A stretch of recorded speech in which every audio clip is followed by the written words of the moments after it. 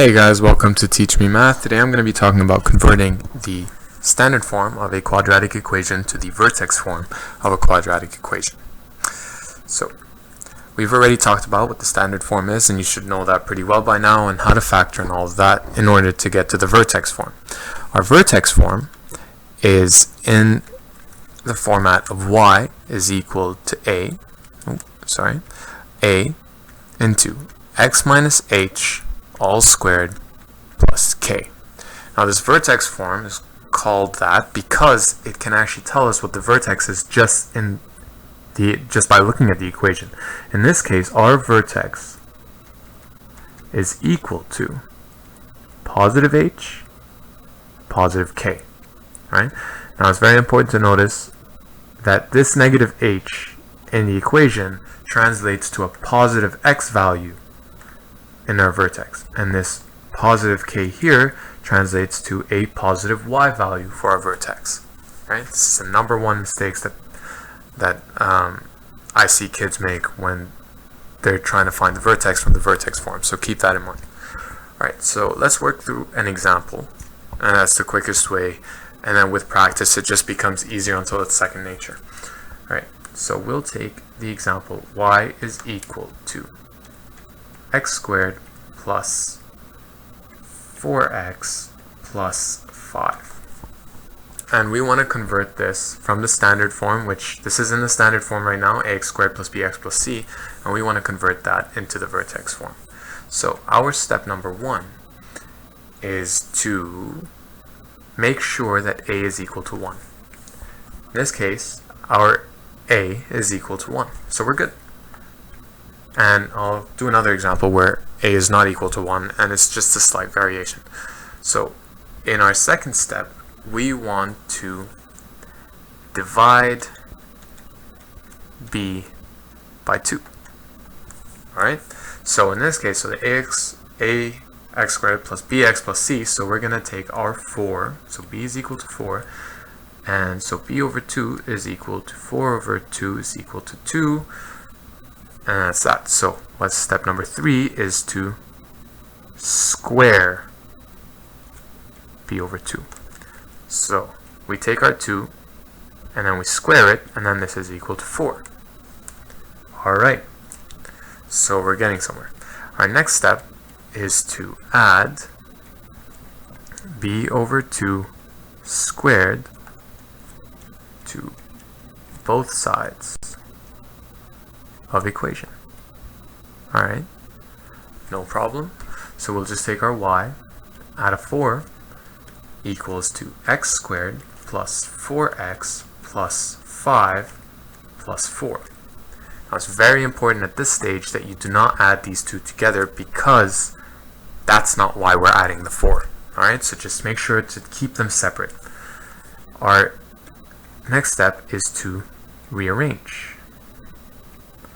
Right? So the entire reason I wanted the 4 here is that I want to swap these two together. So I'm going to end up with a y plus 4 is equal to an x squared plus 4x plus 4 plus 5.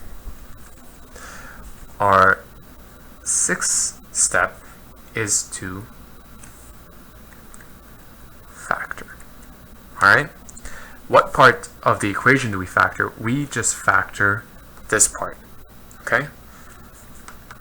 This turns into the factored form of x plus our b over 2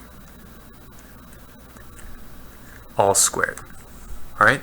So this new part of the equation, the whole reason I added the 4 is so I can get it into the factored form x plus b over 2 all squared. So if I take my y, so this is a y plus 4 is equal to an x plus 2. So remember, my b over 2 originally was 4 over 2, which is 2. X plus 2 all squared plus 5. Great. And then my last step is to isolate y. Alright, or just simplify. So y is equal to x plus 2 all squared plus 5 minus 4, which is, this is going to be 1. Okay? So it's just 1. So what's the vertex? We've just found out that the vertex for y is equal to x squared plus 4x plus 5 is equal to a negative 2, 1. Why is this a negative 2? Because here it's a positive 2. But if you look at our template, it's x minus h all squared plus k gives us a positive hk. But an x plus h is going to be a negative value here. So the value switches. Whatever's plus here is going to be a negative x value, and whatever's a minus here is going to be a positive x value. So please keep that in mind. So this is what happens if our leading coefficient is a 1. Makes our life super simple. We just follow these 7 easy steps and then we're good. And the more you do practice questions like these, the faster that you'll get at them until it just becomes second nature. So what happens if our leading coefficient in A is not 1? So say we have y is equal to 2x squared plus 8x plus 10. This is very easy. We just follow the same steps as before, which is make sure that a is equal to 1. Now how do we do that? We just have to divide everything, okay? Divide by a. So our first step actually would be to divide by a. In our previous example where a is equal to 1, if you just divided both sides by a, then you're just going to be dividing by 1, which is fine. But here, when you have where a is equal to 2, you have to divide by a, so in this case is 2, you just take everything divided by 2, and then you take, obviously you have to do both sides, so you have to take y over 2. So y over 2 is equal to 2 over 2x squared plus 8 over 2x plus 10 over 2. You have to make sure to divide every part of your expression by 2. So everything's divided by 2. And this is going to end up with y over 2 is equal to x squared, so these cancel out, plus, to get this is equal to 1, plus 8 divided by 2 is 4x, plus 10 over 2 is 5. Now we just follow the same steps as before. Okay, you take your b, so our b is equal to 4. We have to divide it by 2, so b over 2 is equal to 2, and then we square b, so b over 2 all squared is equal to 2 squared is equal to 4. Right? Then we take that 4 and add it to both sides, so y over 2 plus 4 is equal to x squared plus 4x plus 4 plus 5. I did the rearrangement immediately, just to save time. And then we just isolate this one. We turn this into the factored form, which is, so y over 2 is equal to x plus 2 all squared plus 5. Oh, sorry, this is a plus 4. And then we take the 4 to the other side, so this is going to be y over 2 is equal to x plus 2 all squared plus 1. And then our last step, because we have to isolate y, is that y is, we multiply both sides by 2, right? We get rid of the 2.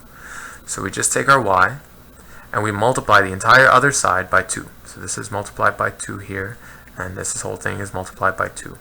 So this is y is going to be equal to 2 into x plus 2 all squared plus 1 times 2 is 2. There you have it. Our vertex is going to equal negative 2, 2. Alright? And that's everything you need to know. If you need to go through it again, just take your time, go through the video again, do it step by step.